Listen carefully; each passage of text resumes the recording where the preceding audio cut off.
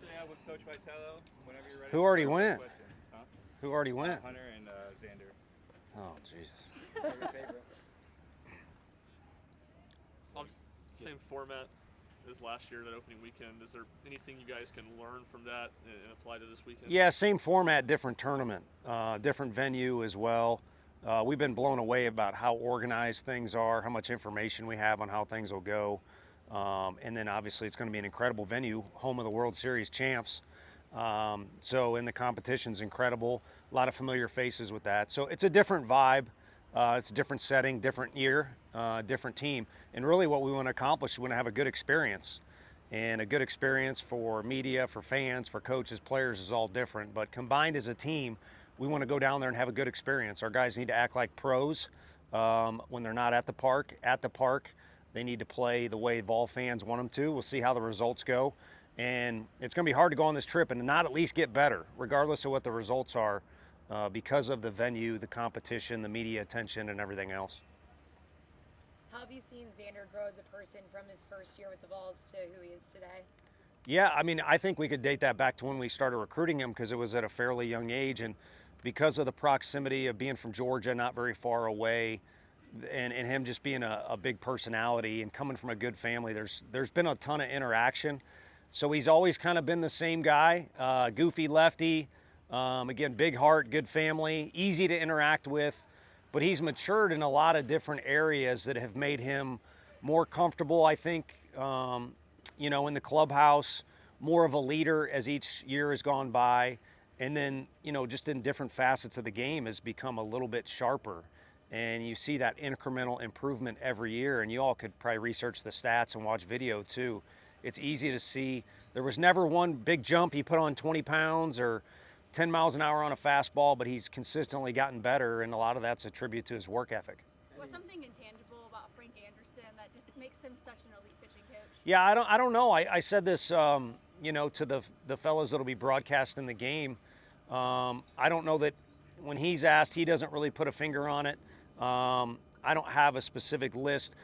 In this day and age, you'd like to think any pitcher in the country would be interested in Tennessee if they look at his resume.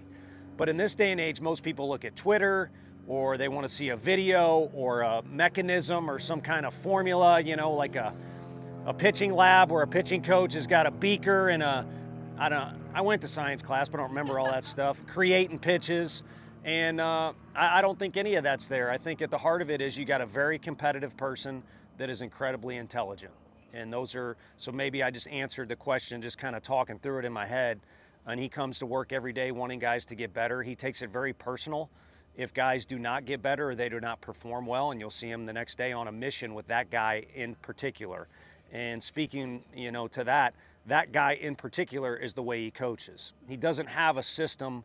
Again, maybe it hurts us in recruiting. I don't know. We don't have some system we can lay out and say, this is why guys throw hard or throw strikes or get drafted, or his guys have a track record for doing very well in pro ball. We don't really have any of that stuff because he approaches each guy very differently. And it'd be easy to label him an old school coach because he's older. Hopefully he doesn't watch this. But he is older, and he's got experience, and he does kind of have that old school grit and toughness mentality.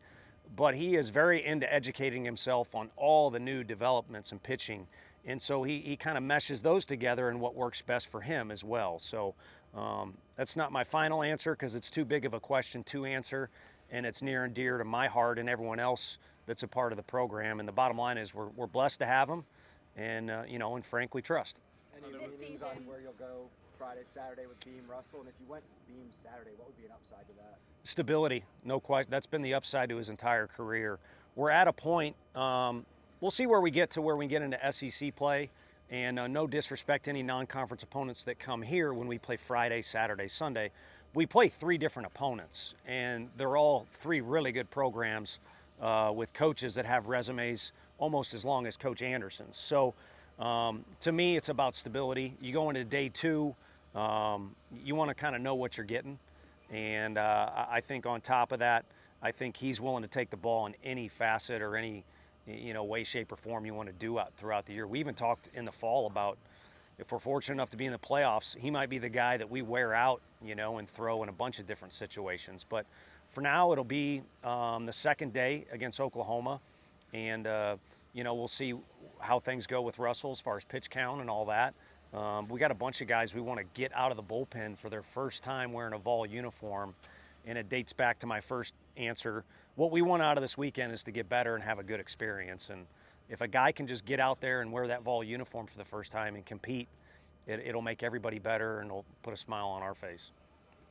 How is Drew Beam a reflection of the development with the pitching coaches, Frank Anderson, and all of that? He is, and I appreciate that question and would like to kind of add fluff to the answer, but to be honest with you, he's a very unique kid.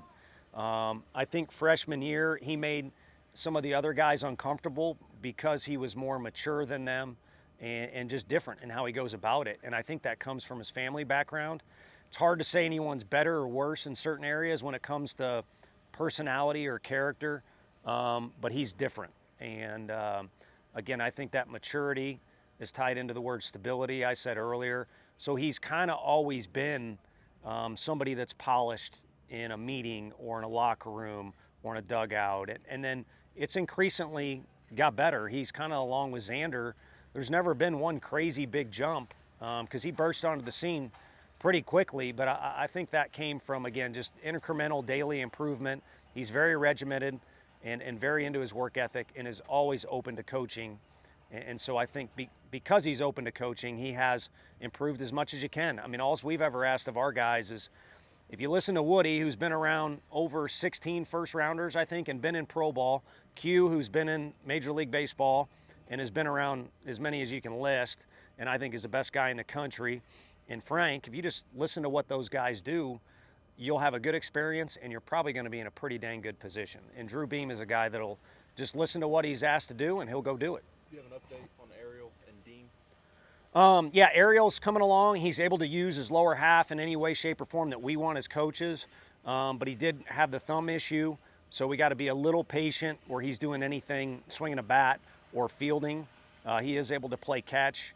And then Dean, knowing Dean, as big and physical as he is and confident as a kid, he's going to want to play Friday. Whether he'd be in the lineup even if he wanted to, we haven't even gotten that far. It's been nice to see the competition we have.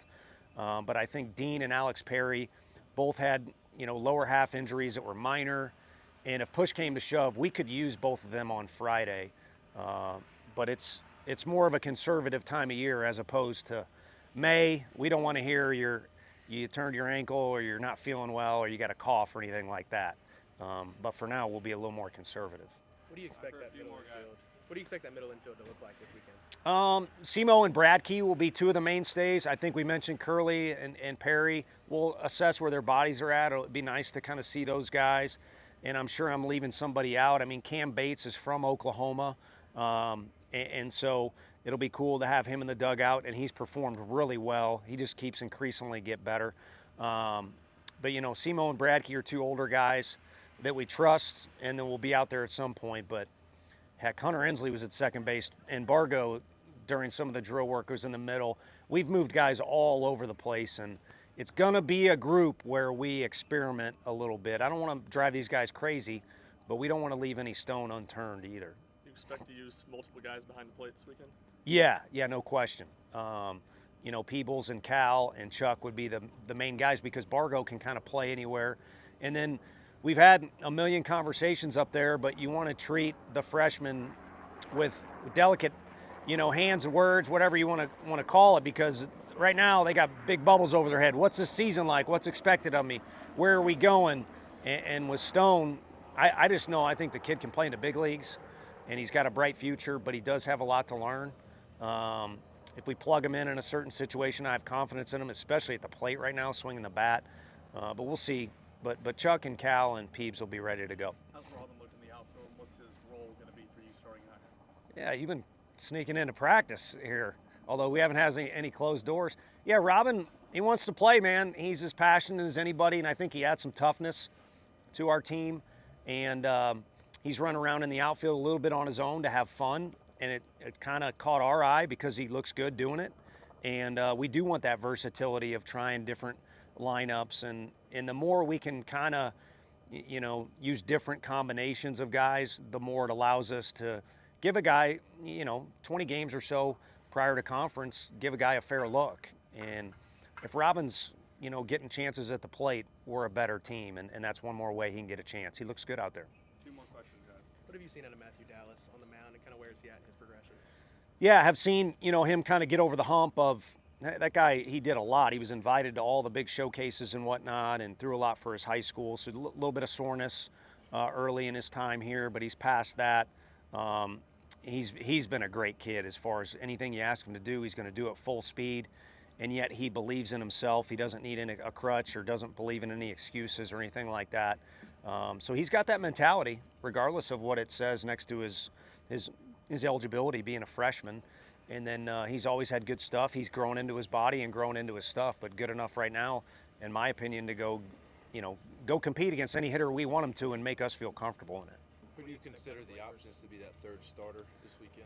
4 or 5 guys, to be honest, but because of the pitch counts being so low, we just don't see an advantage to it. I mean, it would for whoever that particular kid is, to sleep better at night or maybe have be able to tell his mom and dad, but for now, we want to attack opening day and see where that gets us. And to be fair to our second starter, we want him to be able to prepare, but when there's enough time or a good enough window where we can make sure that guy is settled and can get ready, we'll let him know. But it might be somebody gets crossed off because we want to use him in the 7th inning on Friday night.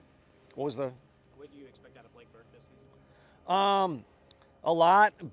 Have fun being around him. And another guy that wants to win as bad as you do. He's often in the corner with the coaches and watching the game, trying to figure things out. He kind of reminds me of Andre Lipsius in that capacity.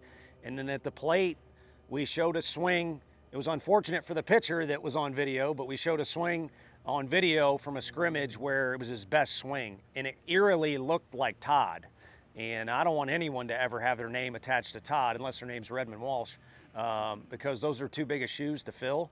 He just needs to be Blake Burke. And I think, rambling on, I found my answer directly to your question is a guy that's more comfortable hitting in the middle of the order and playing first base every day. Last year, he was great for us freshman year, and he was on a big-time team. But that's cheer for our guys, and you should demand excellence, and I want to win too. But in any sport, basketball, our deal, our women's soccer team, these are 19 and 20-year-olds.